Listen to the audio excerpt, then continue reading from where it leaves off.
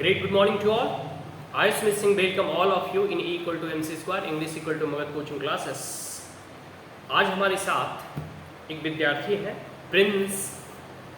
तो इनको जो है या फिर जितने भी हमारे स्टूडेंट हैं तो उन्हें जो है अभी इस मतलब आज़ादी का जब अमृत महोत्सव मनाया जा रहा था प्रधानमंत्री मोदी के द्वारा या फिर हमारे देश की स्वतंत्रता का जो है 75वां 75th जो है एनिवर्सरी बनाई जा रही है और आने वाले 15 अगस्त बहुत नज़दीक है। अब अधिक दूर कैसे तो दिन दूर नहीं है। तो अभी पूरे के पूरे जब अगस्त माह जब आज़ादी का समय चल रहा था तो पूरा का पूरा अगस्त जो है कैसे तो ना वीर सेनानियों का अगस्त होता है, जिसमें कि उनकी अमर बलिदान कथाओं को उनकी कहानियों को जो है बताया जाता है गीत के माध्यम से, स्पीच के माध्यम से या वाद विवाद प्रतियोगिता के माध्यम से। तो उसी में हम लोग जो है अभी हर एक सैटरडे को एक कंपटीशन वगैरह स्पीच वगैरह कंपटीशन ऑर्गेनाइज करता हूँ। उसमें जो हम लोगों ने इस बार का जो टॉपिक दिया था प्रीवियस में भी दिया था कि भगत सिंह चंद्रशेखर आज़ाद। उसके बाद हमने स्टूडेंट से कहा कि आपको जो इच्छे मतलब जो आपको स्वतंत्रता सेनानी प्रिय लगते हैं, ठीक है, उनके बारे में आप सुनाएं और एक प्रकार से कह सकते हैं उनके बारे में आप कुछ लाइन बोलें, ठीक है। तो आज जो है आपने चंद्रशेखर आज़ाद जी के बारे में मतलब एक प्रकार से आपने स्पीच तैयार की। तो स्पीच देने से पूर्व कुछ मैं आपको पॉइंट्स बताना चाहूँ। जैसे मैंने अभी से बोला कि आप इसको रीड करो। आपको पहले भी बताया था कि आप शीशे के सामने जाकर अभ्यास करो। फिर में किए थे अभ्यास, झूठ तो नहीं होगा। देखो कुछ चीज़ें जो होती है ना, पढ़ना, लिखना और बोलना, इन तीनों में बहुत अंतर है। हालांकि तीनों का तीनों जो है अभिव्यक्ति का ही माध्यम है, ठीक है। हम कुछ लिखकर भी सामने वाले को बता सकते हैं, कुछ बोलकर भी बता सकते हैं, समझ में आ रही है। कुछ पढ़कर भी बताते हैं, कुछ सांकेतिक भाषा में जैसे हम किसी को बुलाते हैं तो वो तो मतलब एक प्रकार से ये हमारे अभिव्यक्ति के माध्यम, ठीक है। हम अपने आप को एक्सप्रेस कर सकते हैं, हम अपनी फीलिंग्स को लोगों को बता सकते हैं। ये बात समझ में आई। अब जब हम बात करते हैं स्पीच की या कह सकते हैं मौखिक भाषा की, मतलब जब हम कुछ बोलते हैं तो लिखित भाषा अपने आप में जो है बहुत बड़ा इसका इम्पोर्टेंस है। लेकिन अगर बात कर दिया जाए कि सांकेतिक भाषा हो, लिखित भाषा हो या मौखिक भाषा हो, इन तीनों भाषाओं में सबसे अधिक प्रभावशाली कौन है? तो कौन भाषा है? मौखिक। देखो अब एक एग्जाम्पल के थ्रू समझो, एकदम इंटरेस्टिंग एग्जाम्पल है। आप रास्ते से जा रहे हो, आपको किसी ने होता है ना कि मतलब कुछ टोक देना या एक अन्य शब्दों में कहूँ इनस्टेट मतलब कि आपको कोई सपोज दैट कोई आपको अब्यूज़ करता है, कोई गाली देता है, तो फिर आपका पारा गर्म हो जाता है, भाई तूने क्यों गाली दिया। ये कॉमन देखो ये सबके जीवन में होता है, हमारे आपके या कोई भी हो, कॉमन पीपल के सामने होता है कि किसी ने आपको या तो टीज कर दिया, चिढ़ा दिया, तो तुरंत गुस्सा हो जाते हैं। फिर कई बार देखो वो ये कि जो जनसभाओं में जो लीडर होते हैं वो अपनी भाषा और अपनी वाणी के माध्यम से लोगों में उत्साह और जोश भरते हैं, ठीक है। कई बार आपने देखा होगा टेलीविज़न वगैरह के माध्यम से या फिर जो भी मतलब बड़े बड़े ऑरेटर होते हैं वो जब बोलते हैं तो लोग ना सीरियल वगैरह में देखोगे जो औरतें या महिलाएं या जो पुरुष भी देख रहे होते हैं उसके आँख से आंसू बहने लगते हैं। तो वाणी का इतना प्रभाव है, समझ में आई। मतलब मौखिक भाषा सबसे प्रभावशाली भाषा है जो व्यक्ति के दिल के गहराइयों पर जो है आघात भी पहुंचाता है। उसे अगर अच्छी बातें सुनाई जाए तो उसमें जोश भी भरता है। बात समझ में आई। अब हम जब बात करते हैं स्पीच कंपटीशन के स्पीच के प्रिपरेशन की, तो वो आपका सिर्फ कंटेंट तो मैटर करेगा कि आपने लिखा क्या। कंटेंट के बिना तो कुछ नहीं है, क्योंकि at the end of the day आपका पूरा का पूरा जो एक्सेस पॉइंट है वो कंटेंट ही हो कि आप बोल क्या रहे हैं, किसके ऊपर बोल रहे हैं। कंटेंट मतलब समझते हो, विषय।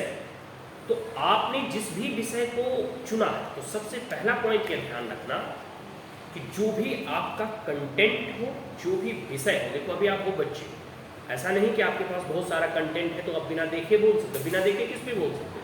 गाय पर, कोई मतलब जो कॉमन व्यक्ति है अपने खेल पर, जो जैसे फुटबॉल या बैट बॉल खेलते हो अपने घर पे अपने माता पिता अपना इंट्रोडक्शन जो है बिना देखे बोल सकते हैं या बिना याद करे भी बोल सकते। कोई भी पूछ देगा आपका नाम क्या है, देन तुम तुरंत जो है आंसर दे दोगे, इसके लिए कोई सोचना नहीं पड़ेगा। लेकिन कोई एक ऐसा टॉपिक दिया जा रहा है जिसमें कि आपको उसकी तैयारी करनी होगी, तो उसके लिए जो है सबसे पहला तरीका है कोई भी स्पीच वगैरह में पार्टिसिपेट करने का या कोई अच्छा स्पीच वगैरह देने का, तो वो सबसे अच्छा है कि आप अपने कंटेंट को अच्छे से प्रिपेयर करें। बात समझ में आई? तो पहला पॉइंट क्या है?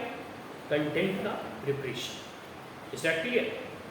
अब बात करते हैं, चलो हमने कंटेंट प्रिपेयर कर लिया, इससे होगा क्या कि कई बार बच्चों को देखोगे उसे मतलब स्पीच देने का कोई अनुभव नहीं है, लेकिन उसका कंटेंट अच्छा रहता है तो वो जाता है और धारा प्रवाह जैसे भी आता है वो सुनाकर चला आता है। उसे हम सबसे अच्छा स्पीच नहीं कहेंगे। सबसे अच्छा स्पीच का श्रेणी बहुत सारे पैरामीटर्स होते हैं जज करने के लिए, लेकिन सबसे बड़ी बात है उसने जितना अपने कंटेंट को तैयार किया वो उतना वहाँ बोल पाया, बस यही पर्याप्त है। ठीक है? बहुत बच्चे क्या होते हैं जो कंटेंट ही नहीं याद करते हैं तो उसी में जाते हैं, फिर कुछ देर सोचते हैं, फिर कुछ लड़खड़ाते हैं।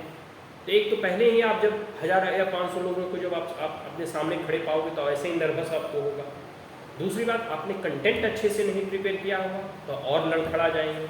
और एक बात होता है कि जब आप क्राउड को फेस करते हैं, जब भीड़ को आप फेस करते हैं, तो आपके ऊपर अल्टीमेट प्रेशर होता है उस क्राउड का कि अगर अच्छा नहीं सुनाए तो सामने वाले क्या। अधिकतर नेता मंत्री अगर अच्छा भाषण नहीं देता तो उस पर अंडे और टमाटर भी फेंके जाते हैं। तो भले पब्लिक आप पे अंडे और टमाटर ना फेंके, बट इन बातों का ध्यान रखें कि पब्लिक का तो प्रेशर रखता है। अगर आप अच्छा सुनाएंगे तो आप जब स्टेज से नीचे उतरेंगे तो सब आपके लिए तालियां बजाएंगे, आपको अप्रिसिएट करेंगे। ठीक है? और अगर आपने खराब सुनाया तो फिर आप किन्हीं की नज़रों में आएंगे ही। आपके जैसे कई एक ऐसे विद्यार्थी होंगे जो कि खराब सुनाकर जो है चले गए, लेकिन जो व्यक्ति अच्छे मतलब बोलते हैं स्टेज पर चढ़कर, उन्हें लोग जो है नीचे बैठे वो कह सकते हैं जानते हैं कि ये लड़का अच्छा बोल रहा है। ठीक है? फिर आपको वहाँ से एक पहचान मिलती है। तो कंटेंट जरूरी है, और कंटेंट रहा तो कॉन्फिडेंस भी। ठीक है? कॉन्फिडेंस मतलब आत्मविश्वास। पहली धुरी क्या है? केंद्र बिंदु क्या है? केंद्र बिंदु है आपका कंटेंट, कि आपने कंटेंट अच्छे से प्रिपेयर किया या नहीं। दूसरा है कॉन्फिडेंस। देखो, एक कहा जाता है, बहुत लोग कहते हैं कि डोंट बी ओवर कॉन्फिडेंट, अति अउत्साहित या अति आत्मविश्वासी नहीं होना चाहिए। कुछ हद तक जो है हम इससे सहमत हैं, लेकिन मात्र 5%। अगर 100% का कहीं अगर आंकड़ा रहे तो उसमें मात्र हम 5% ही से सहमत हैं कि ओवर कॉन्फिडेंट नहीं होना चाहिए। हम हमेशा विद्यार्थियों से कहते हैं कि आप ओवर कॉन्फिडेंट हैं। इसके कारण क्योंकि 95% बच्चे हमेशा लैक ऑफ कॉन्फिडेंस में रहते हैं कि स्टेज पर हम बोल नहीं पाएंगे। 50 लोग या 100 लोग या 500 लोग 5000 लोग खड़े हैं तो हम स्टेज पर चढ़कर झिझकते हैं, सोचते हैं, उन्हें आत्मग्लानि होती है, उनमें डर होता है, उनमें साइनस होता है। बात समझ में आई? एक प्रकार से कह सकते हैं उनमें इतना भय होता है कि वो स्टेज पर चढ़ ही नहीं सकते। तो सबसे पहले है कि आप में वो कॉन्फिडेंस लेवल होना चाहिए, उतना आत्मविश्वास होना चाहिए कि आप स्टेज पर चढ़ें और आपके अंदर इतनी हिम्मत होनी चाहिए कि आप वहाँ बोल सकें। हम अपने अनुभव से बता रहे हैं, स्पीच कंपटीशन में और मतलब खास करके 15 अगस्त और 26 जनवरी में मैं क्लास 1 से लेकर 12 तक स्कूल में पढ़ता हूँ, इसमें पार्टिसिपेट किया हर 26 जनवरी 15 अगस्त। हर एक भी ऐसा नहीं हो जो छूटा हो क्लास 1 के बाद से। तो ये मेरा अनुभव था। कई बच्चे जो है डरते हैं, झिझकते हैं, उनमें लेवल ऑफ कॉन्फिडेंस बहुत लो होता है, उसमें आत्मविश्वास नहीं होता, तो वो जाकर बोल सकते। ये डर होता है। और कई एक बच्चों में देखोगे आप, ये कॉमन चीज़ है। अब विश्वास नहीं करोगे, हर एक विद्यालय में, हर एक स्कूल में कम से कम कुछ फंक्शन हो या ना हो, 26 जनवरी 15 अगस्त होता ही होता है। लेकिन स्पीच सुनाने की बारी है तो 2-4 लोग ही होते हैं। गाना सुनाने की बारी आती है, जो गीत जिसका गला अच्छा होता है, वो तो एक मतलब 2-4 ही होते हैं। स्टेज पर चढ़ना अपने आप में भीड़ से अलग करना है। भीड़ में 500 लोग खड़े हैं, किसी को कोई नहीं जानता। जब आप स्टेज पर चढ़ोगे तो लोग आपको देखेंगे तो जानेंगे कि नहीं, इस लड़के में कुछ दम है। आगे क्या होगा, हम गलत सुनाएंगे या खराब सुनाएंगे या अच्छा सुनाएंगे, वो एक अलग बात है। लेकिन सबसे बड़ी चीज़ है कि आपने इतना हिम्मत दिखाया कि आप भीड़ से उठकर ऊपर वहाँ पहुँचे। और जैसे आप एक लेवल ऊपर उठोगे तो मान लेते हैं पहली बार आप नर्वस हुआ, गलत सुनाया, दूसरी बार आप अच्छा सुनाओगे, तीसरी बार उससे अच्छा सुनाओगे। तो धीरे धीरे जैसे आप अनुभव से सीखोगे, तो अनुभव सबसे बड़ा शिक्षक है, उसके बाद आप एक अच्छा ऑरेटर, अच्छा वक्ता बन सकते हो। तो दूसरा क्वालिटी है कॉन्फिडेंस। कंटेंट अच्छा तैयार करेगा, अच्छे से सुनाएगा, तो अगली बार आपको जब लोग शाबाशी देंगे, टीचर आपके होंगे, क्लास टीचर होंगे, प्रिंसिपल होंगे, जब सबकी नज़र में आओगे, नहीं ये लड़का अच्छा बोलता है, तो आपको शाबाशी देंगे, आपको एक अलग आइडेंटिटी, एक अलग पहचान मिलेगी, नहीं इस लड़के में कुछ ज्ञान है, ये खड़ा होकर बोल सकता है। और वहाँ खड़ा होना, पोडियम पे खड़ा होना, स्टेज पे खड़ा होना, अपने आप को भीड़ से ऊपर उठाने के जैसा है। ये सब कॉमन भीड़ वाले लोग हैं, लेकिन हम उनसे थोड़े अलग हैं, हमें कुछ अलग क्वालिटी और गुण है, ठीक है। तो दूसरा क्वालिटी है कॉन्फिडेंस। और तीसरे क्वालिटी में सब चीज़ आ जाता है। जब व्यक्ति को अच्छा कंटेंट तैयार हो जाता है, कॉन्फिडेंस आ जाता है, तो फिर आपका हैंड जेस्चर कैसा होना चाहिए, आपका बोलने का तरीका कैसा होना चाहिए, फिर आपका प्रेजेंटेशन कैसा होना चाहिए, आपको जो है कहाँ रुकना है, कहाँ जल्दी जल्दी बोलना है, कहाँ देखना है, ये सब सारी चीज़ें आ गई। तो ये इसका एक लंबा जर्नी है। तीसरा जो है पार्ट जो है प्रेजेंटेशन का, कि कैसे आप वहाँ व्यक्त करेंगे अपने आप को, कि आप सभी फिर वक्ताओं में सर्वश्रेष्ठ हो।